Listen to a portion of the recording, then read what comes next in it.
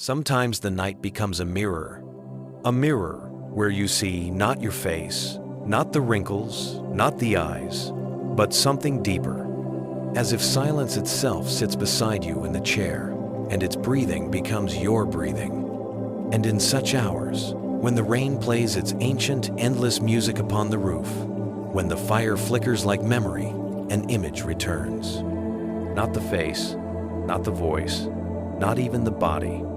The shadow of a woman returns, who once walked away.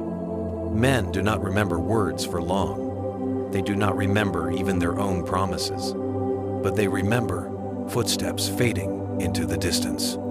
They remember how the door opened. They remember the silence that remained afterward. Silence, it is heavier than all words. It is deeper than every cry. And here by the fire, I wonder, perhaps memory of the soul is not photographs, not dates, but the emptiness that lingers after someone has left the room. Age is not numbers. Age is the way we hear the rain. A young man hears it as an obstacle, an interference, as wet clothes in a cold wind. An old man hears the rain as a symphony, where each drop is a lived day, falling softly, without haste, dissolving into the earth. I listen and I understand. Time does not depart. It accumulates like water in the soil. It has soaked me through until I am no longer a man, but a vessel for memory. And within this vessel, she is there, the woman who walked away. It does not matter who she was. It does not matter what her name was. Men seldom preserve names, but they preserve the silence of her leaving. In silence, there is no emptiness. That is the paradox. We fear silence. We think it is absence. Yet it is abundance. In silence, one hears everything that cannot fit into words. When a woman leaves, a man hears for the first time the voice of his own soul. And that voice is quiet, like the fire warming him, yet also reminding him.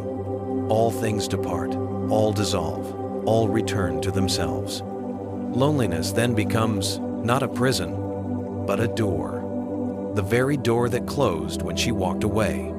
But the door opens inward. In loneliness, a man meets himself. And sometimes for the very first time. Loneliness, we are used to fearing it, as if it were an empty room where the walls whisper only echoes. But more and more I think that loneliness is not emptiness, but space. It is not about someone being absent. It is about something appearing that was always hidden. When a man remains alone, he begins to hear the rhythm of his own heart, like a drum deep in the forest. And this rhythm is slow, steady, ancient. It reminds him, you are alive, and your life flows inward, not outward. Those who fear loneliness are afraid to meet that drum. Afraid to meet a voice that cannot be deceived, cannot be drowned out by words or the noise of the city. That voice is older than all your masks, more patient than your habits, and it has always been waiting for only one thing, for you to be left alone with yourself. And then you suddenly notice, loneliness is not the absence of others, it is the presence of you. And into this silence, one day, returns the image of the woman who left, not as a wound, not as pain, but as a mirror. She becomes a sign. Her leaving was the opening of the door you were afraid to touch. And then you begin to understand, in every farewell there is initiation. In every parting there is wisdom that cannot be seen with the eyes. Forgiveness, we think it is an action, something to do. But in its depth, forgiveness is not an action, it is a dissolving. Time is like a stone thrown into water. Each resentment is a ripple, spreading wide again and again. And forgiveness is not about stopping them. Forgiveness is the rain that falls upon the lake and makes the water quiet. It does not erase the ripples, but it makes them part of a larger movement. And then everything becomes soft, even, and the past dissolves into the present. I think A man remembers the woman who left, not because he lost her, but because with her leaving, he once found himself. A paradox.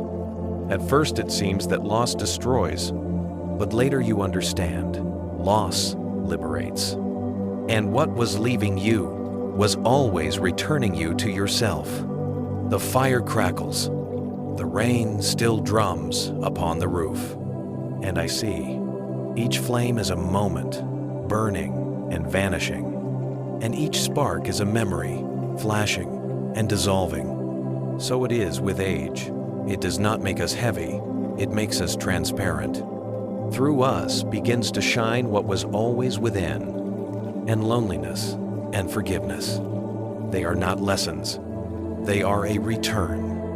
A return to the one you were before all the stories, before all the names, before all the loves. To the one who sits in silence and knows all things always return to their source.